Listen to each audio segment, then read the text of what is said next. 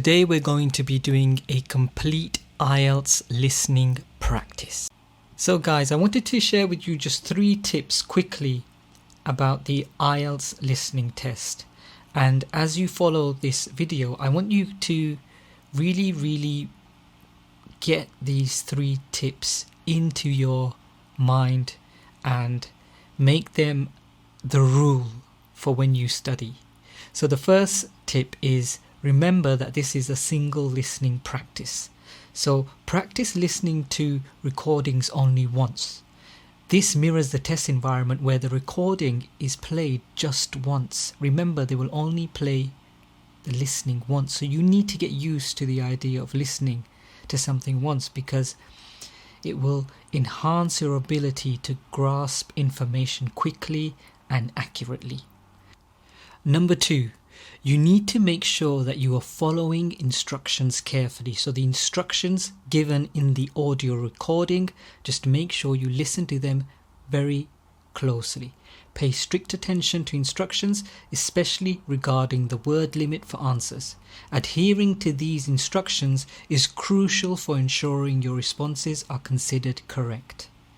So you don't want to misunderstand the instructions and put down incorrect answers or answers that won't be accepted by the examiner. Please listen to the instructions.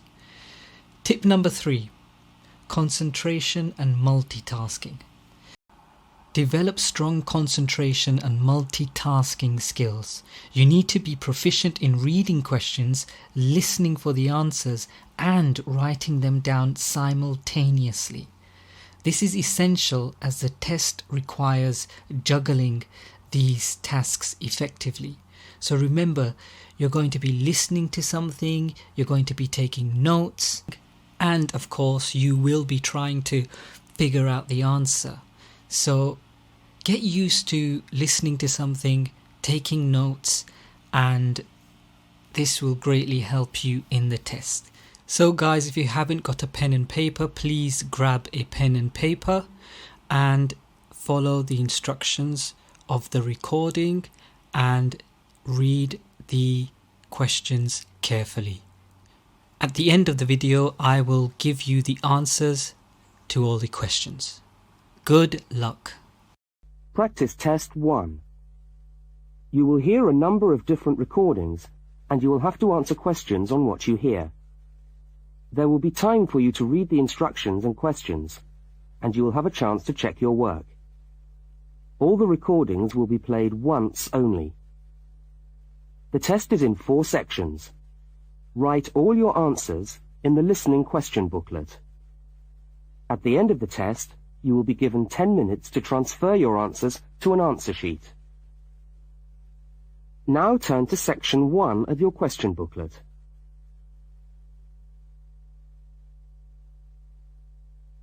Section 1. You will hear a telephone conversation between a woman and a police officer. First, look at questions 1 to 5. For each of the questions, 4 alternatives are given. Decide which of the alternatives, A, B, C, or D, best fits what you hear on the tape, and circle the appropriate letter. You will see that there is an example which has been done for you. On this occasion only, the conversation relating to the example will be played first.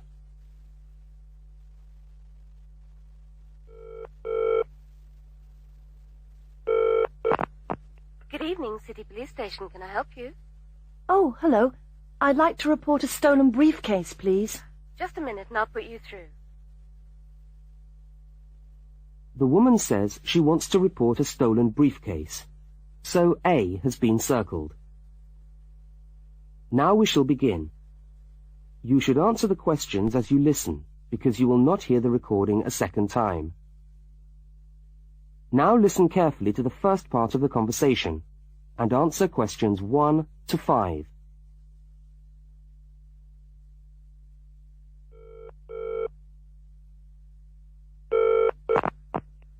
Good evening, City Police Station. Can I help you? Oh, hello. I'd like to report a stolen briefcase, please. Just a minute and I'll put you through. Lost property, can I help you?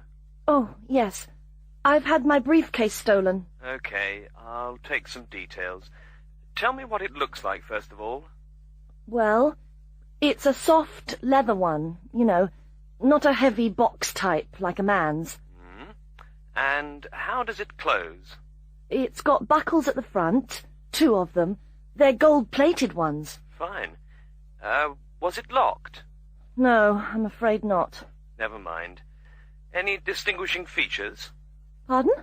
Any marks or badges on it that make it stand out? Only the brand name. And where's that? It's on the back, at the bottom in the left-hand corner. It's saggy.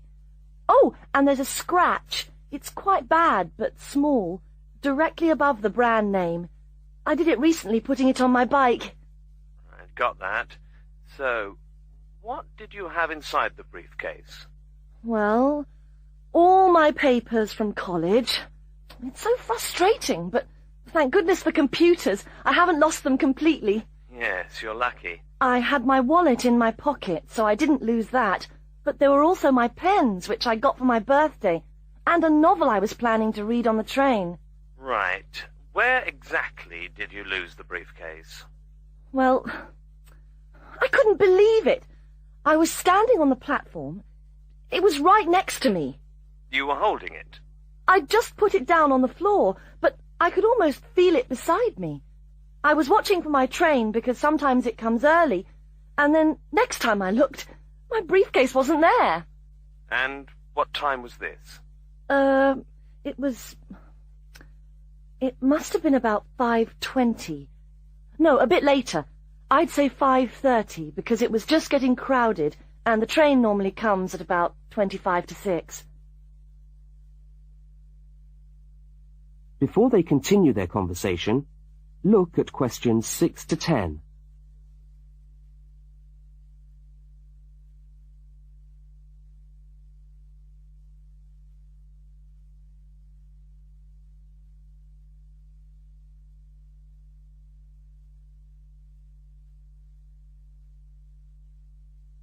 As you listen to the rest of the conversation, complete the form by filling in the numbered spaces 6 to 10. Right. If you'll just give me some personal details. Yes. What name is it? I'm Mary Prescott. Can you spell that? Yes, it's Prescott. And your address? Flat 2, 41 Fountain Road, Canterbury. Fountain Road. Yes, number 41. And have you got a contact telephone number? Yes, it's 752239. 752239. Fine. One last question. What would you say the value of your briefcase is? Including the contents? Yes. Just a rough estimate is fine. I'm not sure. Well, the briefcase itself is quite new. I bought it last month for £40. I suppose about £65. The contents are worth about £20 or £25 at least.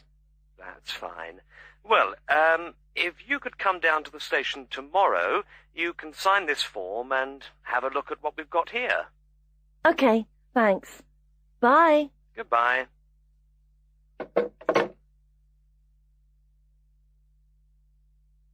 That is the end of section 1. You now have half a minute to check your answers.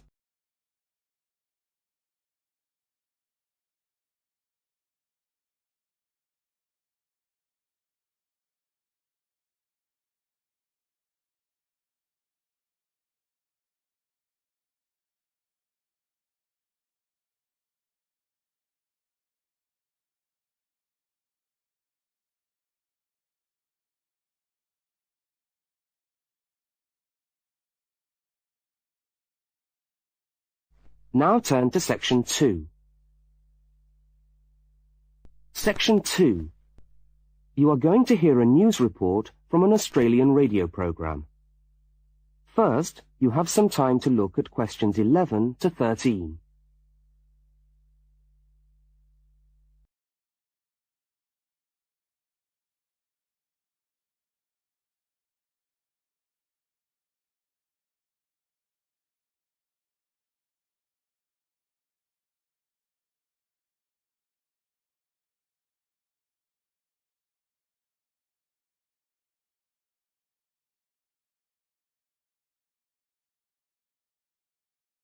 Now listen to the news headlines and tick the 3 other items which are mentioned.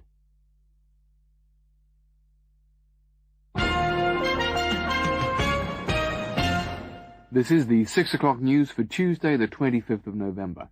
And first, the headlines. The Prime Minister has promised to help the drought-stricken farmers in the northern part of the country who haven't seen rain for nearly 2 years. And in Sydney, a group of school children are successfully rescued from a plane which landed in the sea shortly after takeoff. Transport workers are on strike in Melbourne over a pay claim, and the strike looks set to spread to other states. And on a fashionable note, there's to be a new look for the staff of Qantas, Australia's national airline.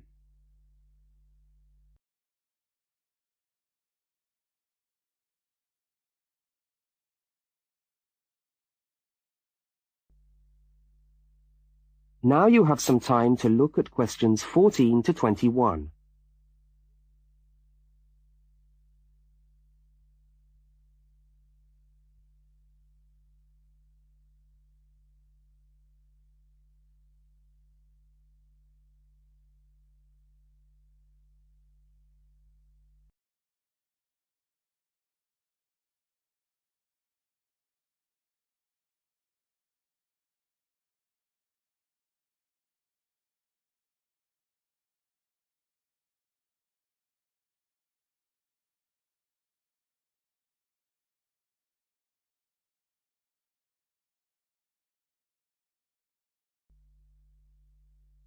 As you listen to the rest of the news, complete the notes in the spaces provided. The Prime Minister has pledged today that he will make $250 million available to help the drought-stricken farmers who have not seen rain for years get through the next 5 years. Money that was to have been spent on the restructuring of Sydney's road system has been reallocated to what the Prime Minister described as a more worthy cause. Farmers are to receive financial assistance to help see them through the worst drought in over 50 years. Many farmers feel that while the money is welcome, it has come too late to save them and their farms from financial ruin, and are angry that the government did not act sooner. A group of school children who were travelling in a privately chartered aeroplane from Sydney to Queensland to take part in a musical concert found themselves swimming for the shore when their aeroplane had to land in the sea just 3 minutes after taking off from Sydney Airport. The pilot managed to bring the aircraft and its 50 passengers down safely in the calm waters of Botany Bay, where boats and pleasure craft were able to come to the rescue of the boys. The fact that it was a weekend meant that there were hundreds of boats in the bay enjoying the good weather, and this undoubtedly helped the rescue operation. "We owe our lives to the skill of the pilot," said one of the boys, but the pilot replied modestly that it was all part of a day's work. However, all their musical instruments were lost, and they never got to play at the concert. That is the end of section 2. You now have half a minute to check your answers.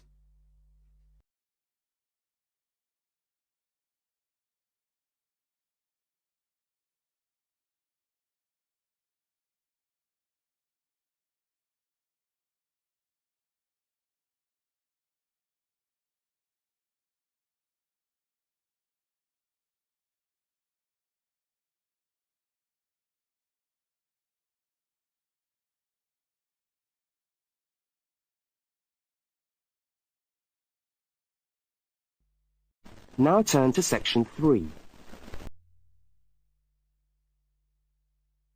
Section 3. In this section, you will hear a conversation between a university student and a university lecturer.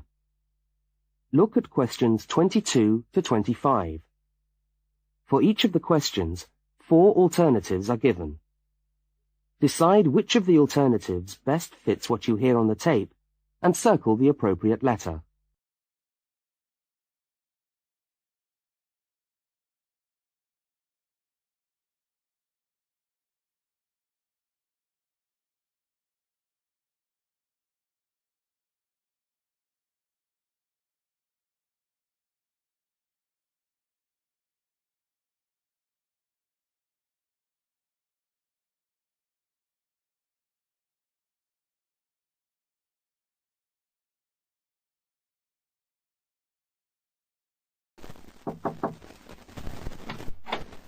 Hello. Can I come in? Oh, yes, come in. How can I help you? I was looking for the economics office. I've been all over the arts faculty building looking for it, but I could only find the School of Accounting and Economic History. Is this the right place? Yes, this is the School of Economics. Oh, good. I'm a new student, and I was wondering if someone could give me some information. Well, I might be able to help. I lecture on that program. What do you need to know? Well, quite a few things, actually. Firstly, how many lectures a week do I have to attend? Well, the Economics 1 course is a double unit, so there are 2 lectures a week and 1 tutorial. Oh. The lectures are scheduled for Tuesday and Thursday. What time? Let me see. You know, this information is all in the handout, which you should have received yesterday at the orientation meeting.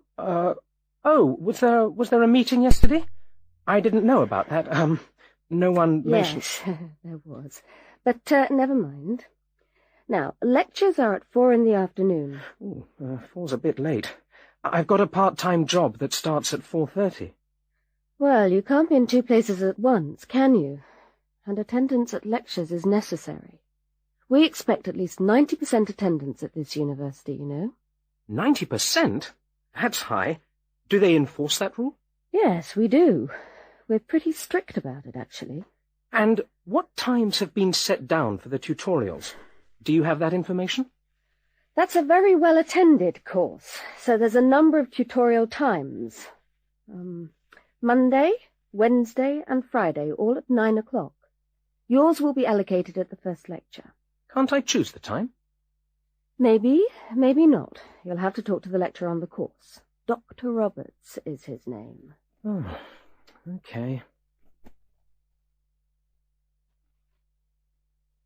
Now look at questions 26 to 31.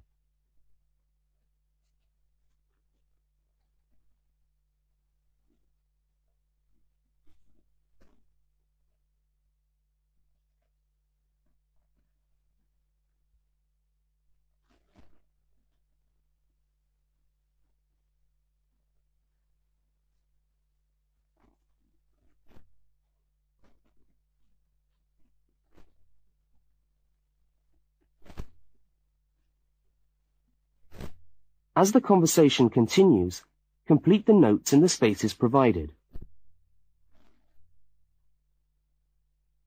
Anything else I can help you with while you're here? Well, yes, actually. Do you know what the course requirements are? I mean, how much work is expected for this course? Well, you have to complete a tutorial paper. What does that involve? Well, it's a piece of work on a given topic based on some set reading texts. You'll have to give a small talk to your tutorial group. How long does that have to be? Oh, about 25 minutes usually. I have to talk for 25 minutes? Yes, that's right. And then you have to write up your piece of work and give it to the lecturer to be marked. Right. And is that all? No. You also have to complete a 3,000-word essay on a topic. Can I choose the topic? Yes, usually you can. Right. That shouldn't be too bad. And in addition to that, there is an exam. An exam? What sort of exam? Well, it's an open book exam. Does that mean I can have the textbook with me during the exam? Yes, that's right. And can you give me any idea about the content of the first year of economics, so that I can get into some reading? Well, you'll be getting the reading list next week when lectures start. All the books are in the library. Yes, but won't everyone else take them out as soon as they get the reading list too? Well, yes, they might. But most of the important ones are held in closed reserve. That's a part of the library where you can go to read books, but you can't take them out of the building. What did you call that section of the library? Closed reserve. However, we do recommend that you buy the core books. You'll find them useful and you'll need them for the exam. Yes, I suppose I will. But what is the focus of the course? Well, the course at this university has a vocational focus. That is, a focus on preparing its graduates for work, so we're orientated very much towards employment. Oh, so my chances of getting a job are good? Well, provided you get good results. Well, look, thanks for your time. You've been really helpful. That's fine. See you next week, then.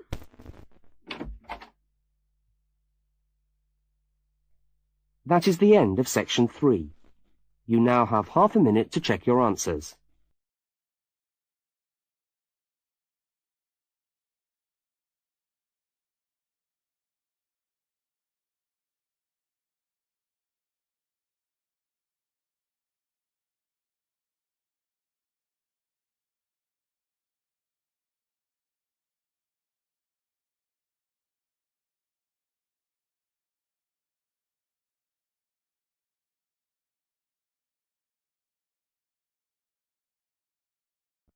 Now turn to section 4. Section 4. You will hear a talk given by a university lecturer about the structure of the university.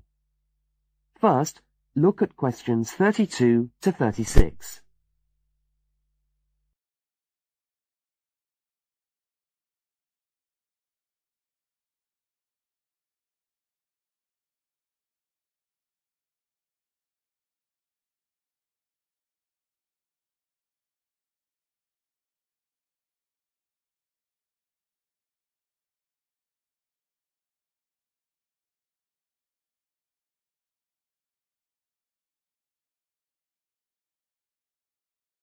Now listen and answer questions 32 to 36.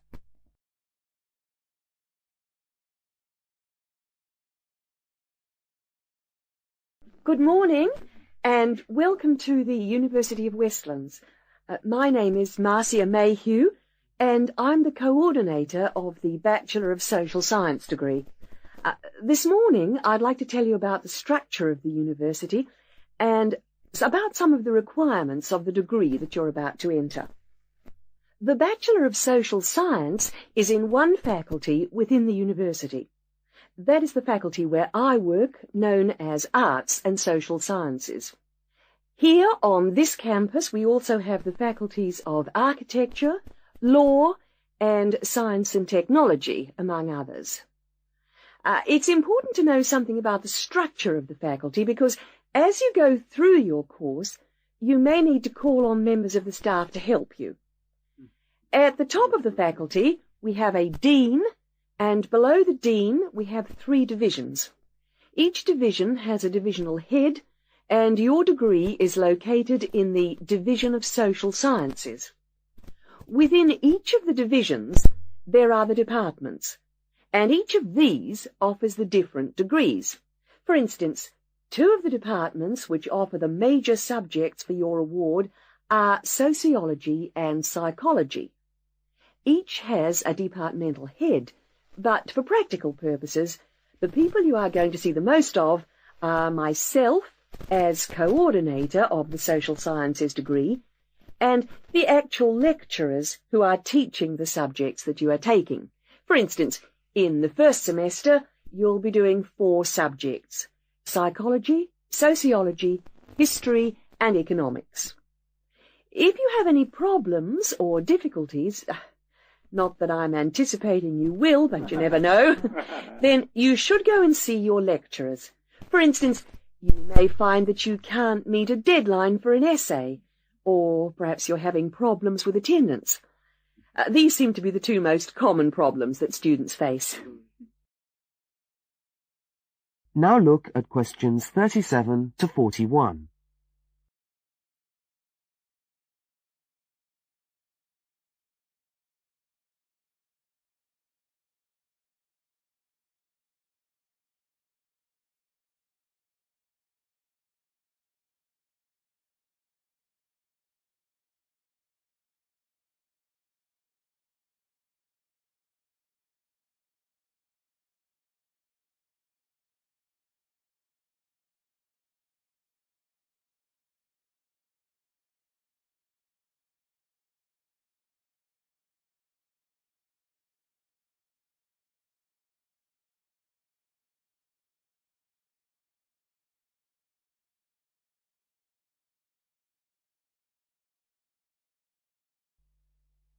As you listen to the rest of the talk, answer the questions 37 to 41.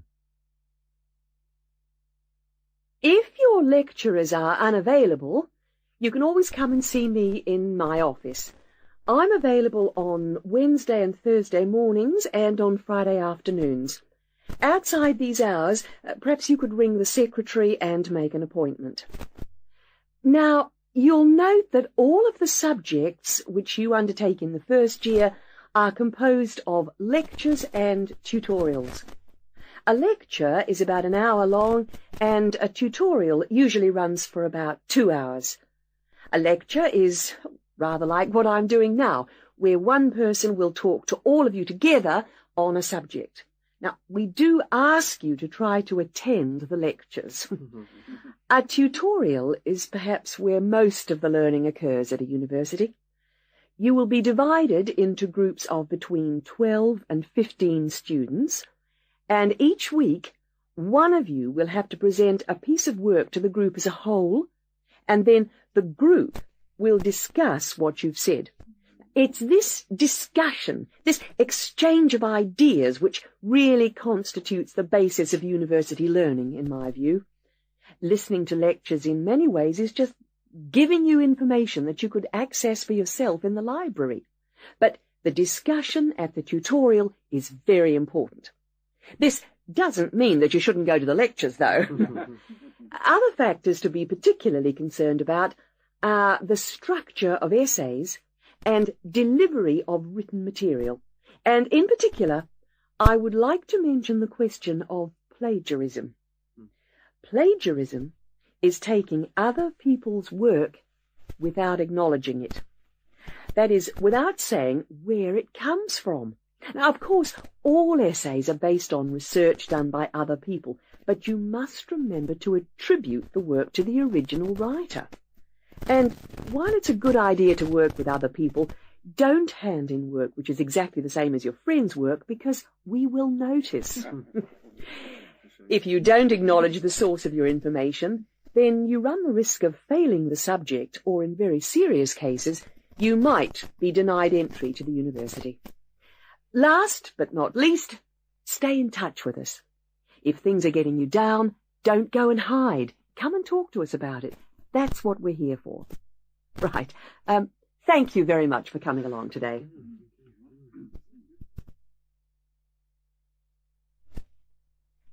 That is the end of section 4.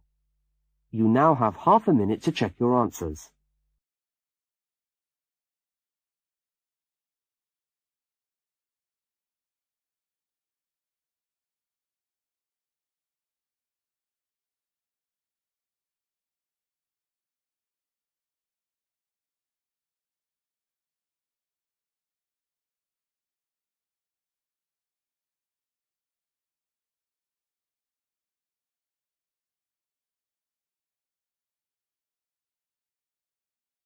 That is the end of the listening test.